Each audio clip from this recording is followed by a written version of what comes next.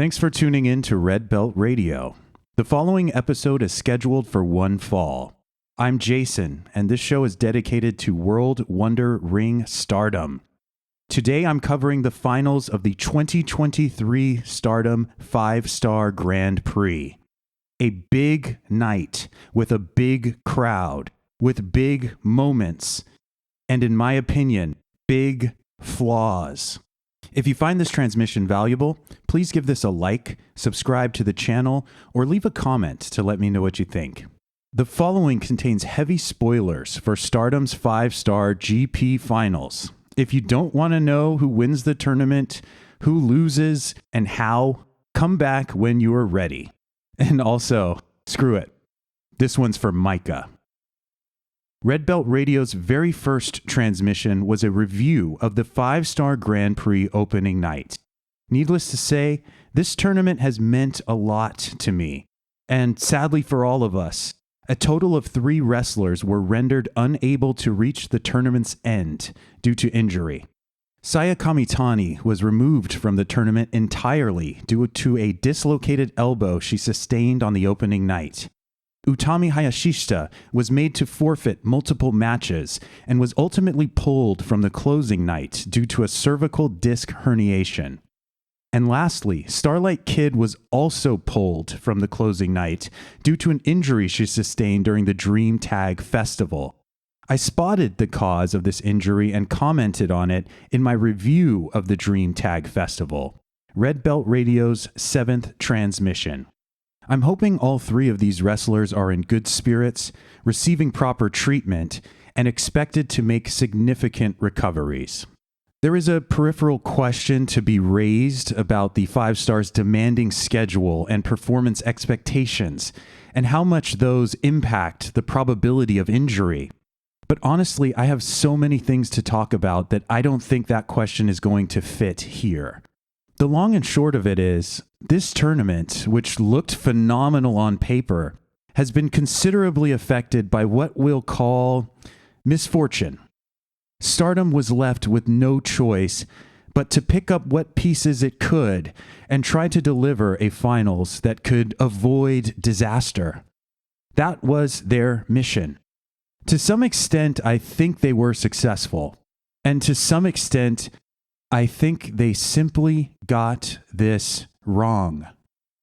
I disclosed in Red Belt Radio's first transmission that Saya Kamitani is my favorite wrestler in the world. I think it's relevant that I disclose today that Micah is my second favorite wrestler in the world, which means I'm going to be rather opinionated in a few minutes' time. The first ever video on my YouTube channel is a partial cover song of Micah's entrance theme, released on her birthday. Micah is the reason my YouTube channel even exists. That should prepare you for what you're going to be hearing. My hope is that my logic holds up regardless of my elevated appreciation of the Empress. We will get there. We begin with Blue Block. The closing matches of Blue Block were extremely well executed. Firstly, we witnessed one of the most heartfelt moments of the night as Mariah May entered and exited a Stardom ring for the last time. Or the last time for now, perhaps. The emotions were beyond palpable. As Mariah May shook hands with her Dream Tag partner Hanan, you could see how much this meant to both of them. The result of the match was an obvious one, but that really doesn't matter. You felt something watching these two, especially as Mariah gave her farewell almost completely in Japanese and Hanan utterly broke down, as did Waka at the commentary booth. Hanan then refused to leave Mariah's side and exited the ring with her, still overcome with sadness. It was a special part of the night. Mariah May has clearly become close with much of the Stardom roster, and now leaves Club Venus in a very compromised state. There's no telling what happens next. Moving on, Momo Watanabe and Azumi showcased a depth of skill, cleverness, and match crafting that we are so very lucky to be able to witness. Momo arrives at these pay-per-view matches with the cool confidence of a mob boss, and it's going to take a while for me to grow tired of that. She managed to spoil a portion of Azumi's 10-year anniversary with this win, and one can only hope that the latter portion of that celebration goes very well for Azumi in her singles match with Mayu Iwatani. Moving on, Saori Ano versus Mina Shirakawa will always stick out to me on this card because I got this prediction wrong, yet ended up so very happy to be wrong. I have to commend Saori and Mina for playing the leg obliteration game to the absolute extreme. This was mutually assured leg destruction, which meant that no other match on the entire card was ever going to feel quite like this one. What made this match truly pop, though, was the shocking plot twist, main character gets killed off movie moment in which Saori Ano suddenly rolled up Mina and eliminated her from the tournament outright. It had the classic feeling of a proper 5-star Grand Prix upset, and made the evening feel like we were being taken somewhere wonderful.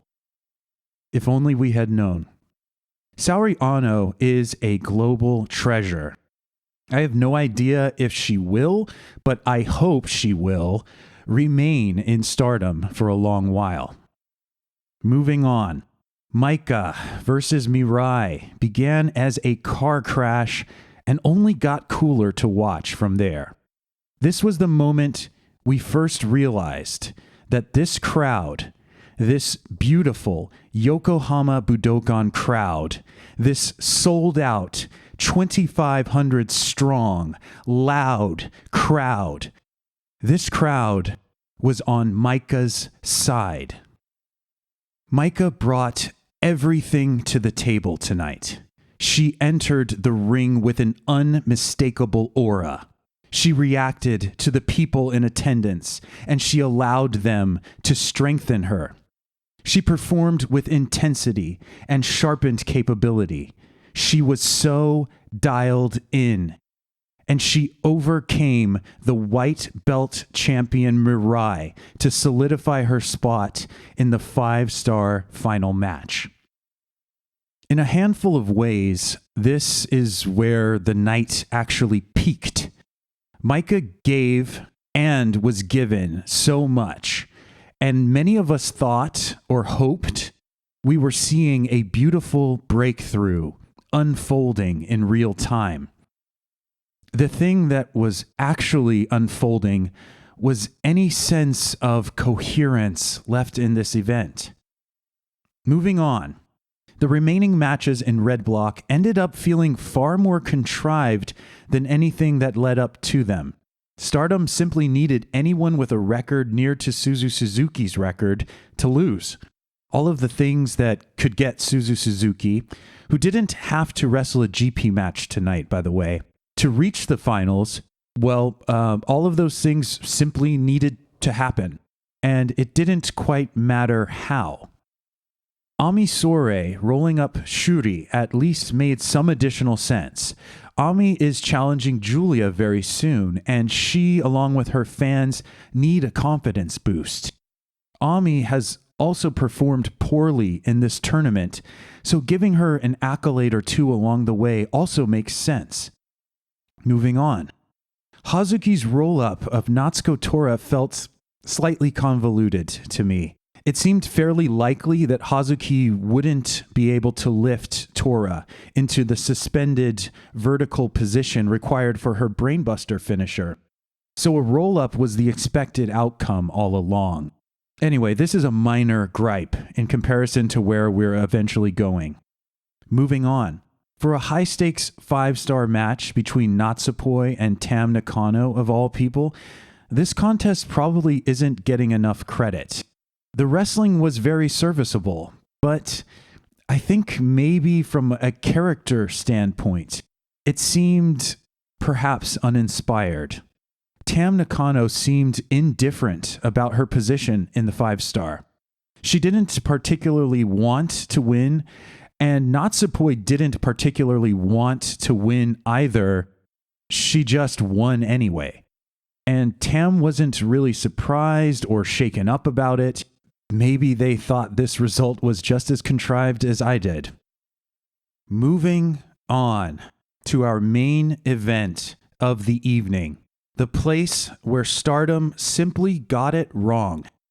The lackluster red block matches, which were functionally a red carpet for Suzu Suzuki to waltz across, could have all but been forgiven if only the main event had managed to stick the landing. If only things had been different. If only the powers that be, at least on this night, hadn't been so blind to the obvious. I don't really know where to begin, so I'll just pick something. This was not Suzu Suzuki's night. This was Maika's night. The crowd knew it. That gargantuan, roaring crowd knew it. If recent online comments are any indication, then many international viewers knew it too. Maika navigated this night like she herself knew it. She wrestled her ass off, and she acted like an absolute monarch. But somehow the powers that be didn't know it. They couldn't see it. They got it wrong. I think this will be helpful. Here's Maika's 2023 for you. She begins the year as half of one of the most beloved tag teams in Stardom, Mai Hime. Supreme Fight 2023. Maika has what might still be the best 2-on-2 tag match of the year, when Mai Hime faces 7-Up for the titles. If it's not the best, it's damn well in the conversation. Maika almost literally carries this match, as Himeka is suffering from a case of leg obliteration. Maika has the crowd. As always, she displays her uncanny strength, her unique force of will, and unshakable essence of badass. Despite all of her efforts, and despite what fans are clearly craving, Maika falls short. But something's changing. Himeka announces her retirement shortly after. Maika is losing something, but gaining an opportunity. She will become the clear standout in DDM next to Julia. She won't be tethered to a familiar tag team dynamic. She will be ready to claim something for herself. Maika gives us one of the most emotional matches on the night of All-Star Grand Queendom, which is saying a hell of a lot. She retires her partner, Himeka.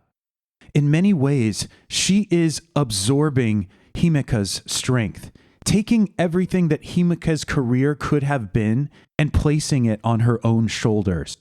Maika now has to achieve, for the sake of her own past losses and for the sake of Himeka and all of Himeka's fans. Maika has become bigger than herself, and then it grows. Maika is simply not losing anymore. Maika becomes one of the only wrestlers to not have been pinned for the first half of the year. Maika is turning heads as not only a temporary ally of Suzu Suzuki and Mei Seira, but also as a key figure in the head-turning generational struggle concept matches. And then there is a setback. Maika becomes the first casualty of the generational struggle. In fact, Maika is the only casualty of the generational struggle. 8 wrestlers involved, and only Maika can be allowed to look like a loser. Red-haired Maika plays a familiar role of red-headed stepchild. But it's only a setback, right? It's the fall before the resurgence, the darkness before the dawn. Shouldn't it be? Maika falls to Julia first at Korakuen Hall in a 4-on-4. It's the place where Suzu decides to bully Maika for dragging their side of the generational struggle down. It's the place that Maika and Suzu in the GP finals is first hinted at. Maika says that Suzu's ridicule will be answered at the GP finals. Maika is letting us know that she won't remain the red-headed stepchild forever. Shouldn't she be right? But Maika falls to Julia again, this time in the GP, amplifying her struggle. Last year's GP winner is too much for her. How can she possibly become a tournament winner of her own? But it's not as dire as it looks. Maika has still been building an impressive resume across the entire year. She's bested Utami Hayashishita, twice even. People still believe in Maika. Not only that, as the final rounds of the GP play out, Maika is winning the people over in a way that feels important. She runs through the venues, high-fiving everyone in sight. Her merch starts showing up more and more in the seats. People are cheering her on, louder and louder each time, until finally she reaches the precipice. Finally, her rocket ship is nearing escape velocity. Finally, the build that is Maika's story in 2023 is going to reach the stars. But someone had the brilliant idea of taking that rocket ship and having it spontaneously combust in Earth's atmosphere instead. The match itself was actually phenomenal. I can't criticize the match. But the hilarious part is that it was so clearly Maika's destiny to win. Everything going on in that venue produced a sense of Maika's growing aura and inevitable success. But it wasn't actually inevitable. It was a trick. It was a lie. Think about how closely this match resembles Maika's first big match of the year. Mai Hime versus 7-Up, Supreme Fight 2023. Maika with the crowd on her side, trying to break through for a huge win and falling short. Maika actually hasn't gotten anywhere since Supreme Fight. Her entire character journey ends where it started, with the same story being told again, merely with a different opponent. And ultimately, Suzu Suzuki, the person who scolded and mocked Maika during the generational struggle, ends up being proven right. Maika is a loser. She was bringing her generation down in that struggle. She is the weak link of Stardom's upper tiers.